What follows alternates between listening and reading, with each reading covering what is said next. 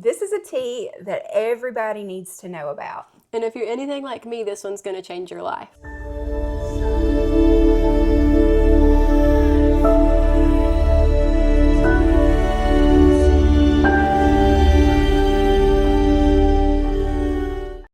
Welcome back to Grace Walk Farm. Today I have a very special guest with me. My sweet daughter Allie is hanging out with us today.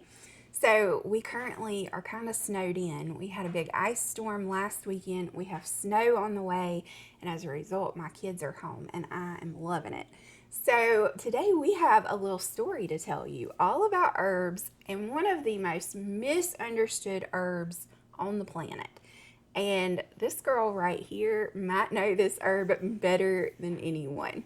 So Allie, tell us the story of the herb that brought real change to you, maybe a little bit against your will. So there was a period of time where I had no idea, but an experiment was being run and I was the guinea pig. Oops. The thing about me is, as much as I love drinking tea and as much as I love a good natural remedy, and I have a lot of things that natural remedies have helped me with, I'm not consistent.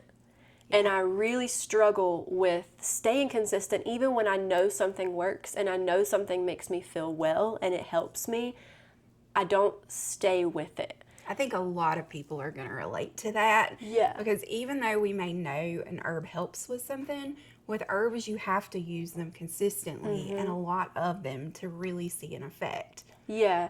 And I think it's really easy to try something and you're all excited about it the first time you try it, but then after a couple times it you kind of stop being so consistent with it, and that actually kind of hurts the effect of it as well. Yeah. So it was against my will. So let's back up. So Allie has Hashimoto's, and she has struggled with thyroid issues since she was a young teenager. You are almost how old now? I'm almost 21. Crazy. And so she still has Hashimoto's, but it's very well controlled and doesn't give her a whole lot of trouble, except for one thing. With her Hashimoto's, she also has PCOS. Yeah. Just like her mama. Yeah. And us PCOS girlies, women with polycystic ovarian syndrome, tend to miss their periods. We don't naturally ovulate sometimes because of cyst, and so that has been the story for my girl. Yeah, so with my cycle, my pattern is usually I will go months at a time without one, or I'll have multiple in a month, or I'll bleed for an extended period of time, which obviously none of the above are really what you're aiming for a healthy, balanced cycle. Yeah, so this had gone on for a long time. We had tried a lot of different things, and we would see glimmers of hope, but I think consistency was the biggest issue. And as a mom, it was hard because I knew what could help, but I also knew that she wasn't being consistent, and if I nagged her about it, she would be even less consistent because that's how teenagers work. So I did something a little bit sneaky. So at the time, Allie was dating someone who loved tea, which just worked out beautifully because they would sit and read or watch a movie or play a board game, and they would sip tea. And every single evening they would say, "Mom, we make tea." And I love tea. I drink tea all the time. You guys know this. So I decided I had a perfect opportunity here to take her date nights and turn them into medicinal nights without her knowing. So I handed each of them a cup of tea, but what they didn't know is they didn't get the same cup of tea. In the boy's cup, he got just a standard, everyday balancing blend, But in Allie's cup, she got one particular herb. And this herb is the most misunderstood herb, but it is also an incredibly effective herb. Here's a hint. It is the main ingredient in our Hormone Harmony blend. And in fact, that's the form I gave it to her in. I actually gave her a cup of Hormone Harmony tea every night. And we did this for a very specific amount of time. Do you know how long you drank that tea? So at the time, I had no idea. Okay, I didn't even realize I drank tea every day. It was just such a mindless thing. She would just hand me a cup and I would drink it, and I had no idea that this was even happening. But apparently it was every day for 28 days. 28 days. So on the 28th day, guess what happened? My cycle started. And it had been missing for many, many months. Yeah. And so she had even tried medications and different things from the doctor to induce a cycle, and it did not. But day 28 of being consistent with this herb, and it worked. For me, you know, I've shared my story. I had a hysterectomy when I was 3 years older than her, okay, because my symptoms were so severe.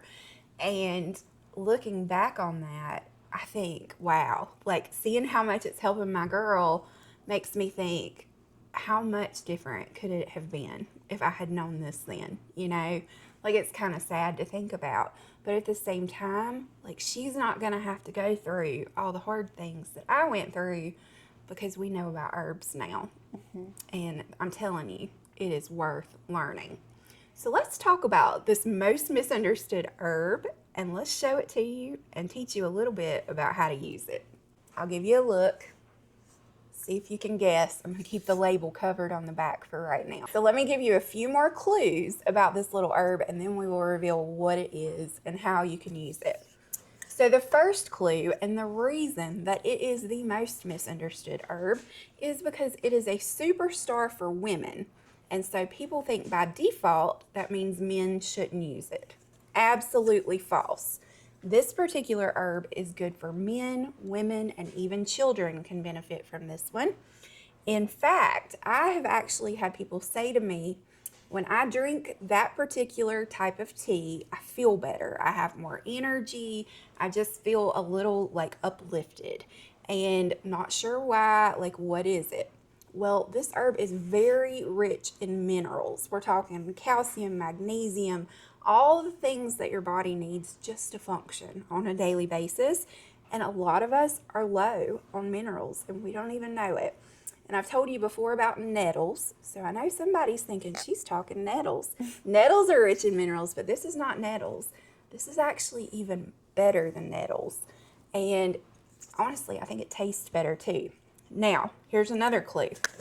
This one might even be growing in your garden and you don't know that you can use it, okay? Give it a smell. It smells so good. It smells so good. I love the taste of this one. So this plant grows on a fruiting plant, okay? The reason most people grow this one is to harvest the fruit.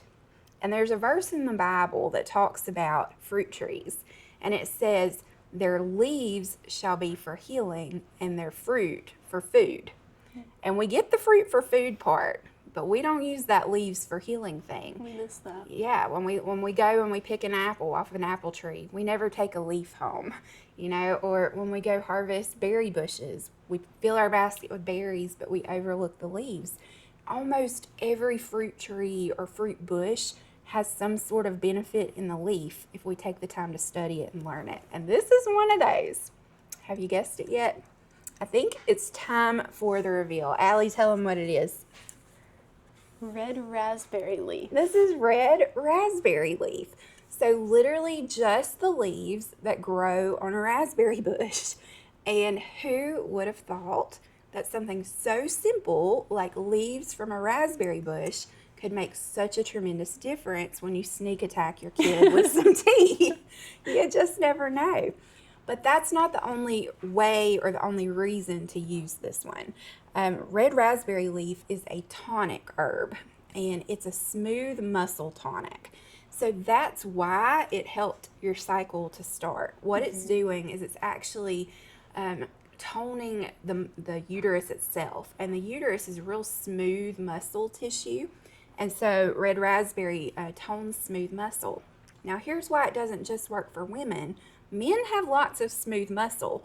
Our entire digestive tract, smooth muscle. Your bladder, smooth muscle. So for instance, if you battle like interstitial cystitis, we're talking bladder spasms, super painful condition, this one might really help. And the thing is, it's not a quick fix herb. Red raspberry leaf, she had to take how many days? 28. 28 before she saw an effect. But it's also one that you can safely use day after day after day. And, some herbs we want to use for a bit and then take a break so we don't build tolerance. This one, we use it daily without any issues.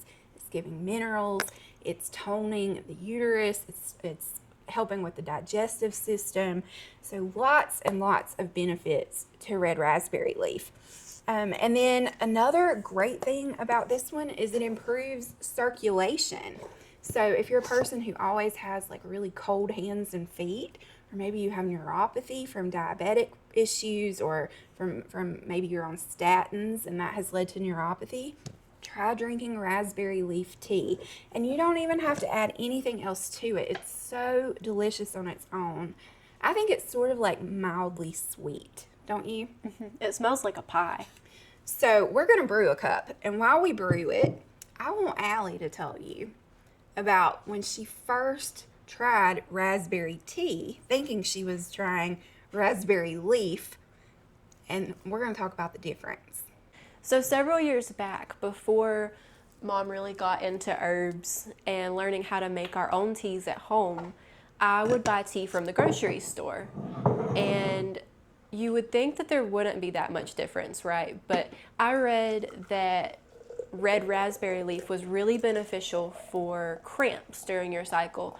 And so I was like, well, let me try it. And so I went to the grocery store and I bought raspberry tea thinking it was the same thing. And it was great. It tasted really good. It was probably soothing because, sipping hot tea in general is soothing. But it's not the same thing. Not at all. So what she actually bought was raspberry tea. And you might have seen it at the grocery store. It's real popular. Raspberry tea is not necessarily raspberry leaf tea. And in fact, this brings up a really good topic. We were just talking about this earlier. So I had somebody call and want to place a custom tea order. And she had been using a store-bought brand, and it was honey, vanilla, chamomile. And she wanted to know, can you recreate this? And immediately my thought was well, chamomile, obviously, yes, we have that. But how are you putting honey in loose leaf? Right. You would add the honey after you brew the tea. And even vanilla, how are you adding vanilla flavoring into those loose leaf? Because vanilla comes as a bean or a paste, And so, again, you could add it as an extract to your tea, but how are you putting that in a dry loose leaf? Right. So I started doing some digging on this and looking into how tea companies are adding flavorings, especially fruit flavorings, because it's really common when you go to the grocery store and you look in the tea section, you'll see raspberry tea, peach tea, apple tea, all the flavors. They're not using real fruit to flavor those teas. If you look, there's no crumbled fruit in there. And if you look on the ingredients, it says natural flavors. So when I researched this, here's what I found. And it's terrifying, really, for anybody that drinks tea like that. And I used to a lot. Me too. The peach tea, especially. I loved peach tea. Yeah. And so what they're doing is they're taking a chemical, synthetic flavoring, natural flavor, and they're literally putting the tea leaves down, whatever leaves they're using. Most use some form of black tea, a caffeinated tea, and they are spraying natural flavoring onto those leaves. And that's where the flavor's coming from. Terrible. Why would we want to drink that? Synthetic chemicals. That's the reason we're drinking tea, is because of what that stuff did to our bodies. Yeah. I mean, we have the real thing right at our fingertips. Yeah. Why would we want to use the chemical version? And it's so unnecessary because raspberry leaf is wildly available. Yeah. Most farmers don't ever touch the leaves. We have an abundance of it. It's a wasted harvest. And this year, we're going to harvest some of our blueberry leaves for medicinal teas. And we'd never done that in the past. We have 30 blueberry bushes out here that we've never touched in that way. And so I want to encourage you, if you want to add fruit flavors to your teas, add whole fruits. Okay, so for instance, when we make raspberry leaf tea, it does have a bit of a sweet kind of fruity taste to it, but it's not Kool-Aid, okay? It's not going to taste like a raspberry flavoring. So you could add either some whole raspberries while you're brewing your tea and let them kind of steep with the leaves. You could also add like freeze-dried fruit, or you can buy freeze-dried fruit powder.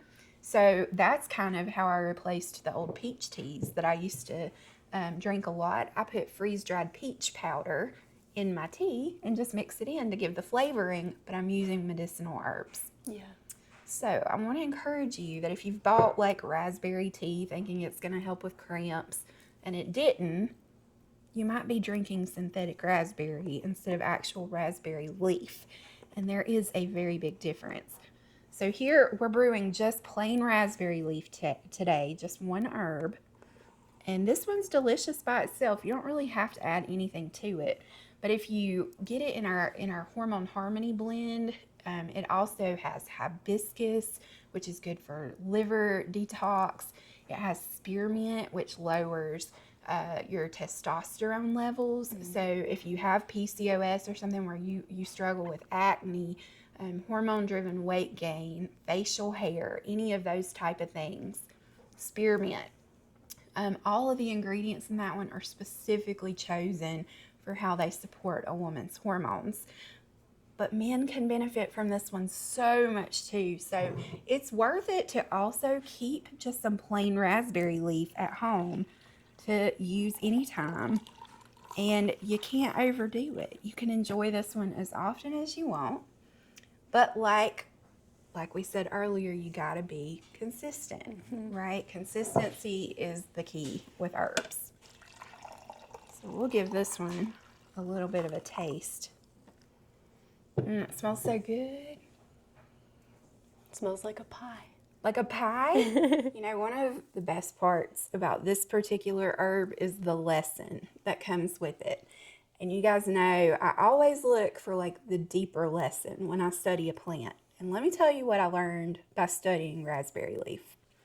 Raspberries grow on canes, okay? So it's like, almost looks like a branch that comes up out of the ground, and then leaves will grow off of it and your berries will grow off of it. But those canes look flimsy. They are not all that impressive to look at. It's not going to look like a big apple tree, majestic and covered in fruit. Instead, it looks flimsy and the wind tends to move it, and raspberries are finicky to grow. But they're the most unassuming plant, and you would never know by looking just at that flimsy little cane that it has such potent medicine in the leaves. Here's the lesson. Oftentimes, God chooses what most people overlook as maybe a little weak or maybe a little unnoticeable. And that's the one that God will choose to do a great work through. So anytime I see a plant like raspberry leaf where it's a part of a plant that's nobody pays attention to it, it's always overlooked, it's always forgotten, and yet it's so incredibly powerful, there is a story there for us, because all through the Bible we see God select people to serve him almost in the same way we chose this herb. He chooses the unassuming. He chooses the one who's not in the spotlight. He chooses the one who's a little weak and wobbly. He chooses the one that's constantly overlooked and passed over. That's who God chooses, and he does powerful work through us. So sometimes it's not always the most flashy or the most famous or the most popular. Sometimes it's the most quiet, humble things that God uses the most. And that's the lesson that red raspberry teaches us. So I want to encourage you, try some herbs, be consistent with your herbs, and even if you have to sneak attack a little bit to get them in your kids, it's worth it because they really, really do work. As always, this is not medical advice. This is just one mother-daughter talking to you, telling what's worked in our family and hoping it will encourage and help yours. But we just want you to know that red raspberry leaf is one of the biggest gifts we've ever found for health and healing, and we want you to know about it too. So if you don't have a raspberry bush and you need some of this tea, we have organic red raspberry leaf available in our shop, and we'll link it for you.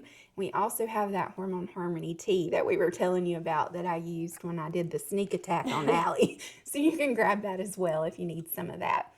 But we thank you for being with us today. Thanks, Allie, for hanging out. Yeah. And we pray that you'll have a blessed week. We'll see you next time. We'll see you then. Tastes like a pie.